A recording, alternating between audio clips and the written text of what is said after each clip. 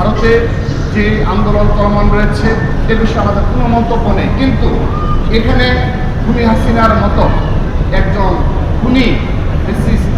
একজন সেখানে অবস্থান করছে। গণপ্রজাতন্ত্রী বাংলাদেশ সরকারের মাননীয় প্রধানমন্ত্রী জনাব তারেক রহমান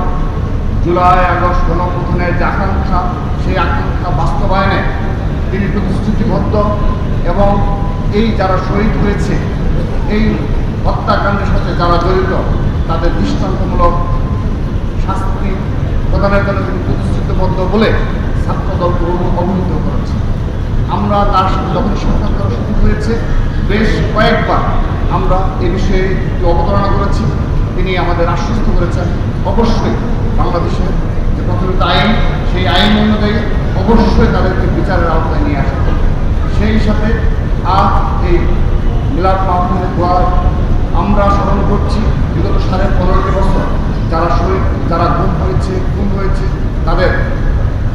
আত্মার মাগফিরাত কামনা করছি। শোকসন্তপ্ত পরিবারের প্রতি সমবেদনা জ্ঞাপন করছি এবং বাংলাদেশ জাতীয় ছাত্রদল অবশ্যই তাদের পাশে থাকবে সেই প্রতিজ্ঞা ব্যক্ত করছি। সেই সাথে আমরা আজকের এই মিলাদ মাহফিল থেকে এই জুলাই আগস্ট গণঅভ্যুত্থানের হত্যাকাণ্ডের সাথে খুনি হাসিনা সহ তার অবৈধ মন্ত্রিসভা সদস্যবর্গ এবং যে সকল অবৈধ এমপি এবং আইন শৃঙ্খলা রক্ষাকারী বাহিনীর কতিপয় সদস্য যারা জড়িত রয়েছে তাদের সবাইকে বিচারের আওতায় নিয়ে আসার জন্য আমরা আবার অনুরোধ জানাচ্ছি এবং আমরা আশ্বস্ত হচ্ছি এ কারণে যে বর্তমান সরকার, বিএনপি সরকার ইতিমধ্যে শহীদ আবু সাঈদের হত্যা মামলা সহ বেশ কয়েকটি মামলার রায় ঘোষণা করেছে।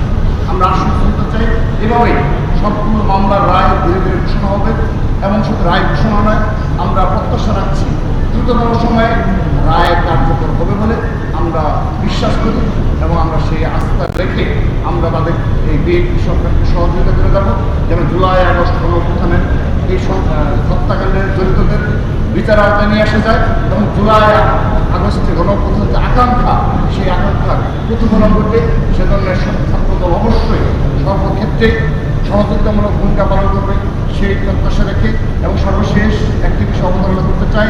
যে ভারতে যে আন্দোলন চলমান রয়েছে এ বিষয়ে আমাদের কোনো মন্তব্য নেই, কিন্তু এখানে খুনি হাসিনার মতো একজন খুনি একজন সেখানে অবস্থান করছে।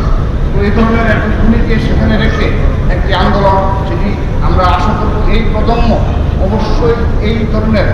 যিনি 1400 ছাত্র জনতা হত্যার সাথে জড়িত তাকে অবশ্যই সেই দেশে স্থান দেবে না। তরুণ প্রজন্ম সেই বিষয়টি উপলব্ধি করবে।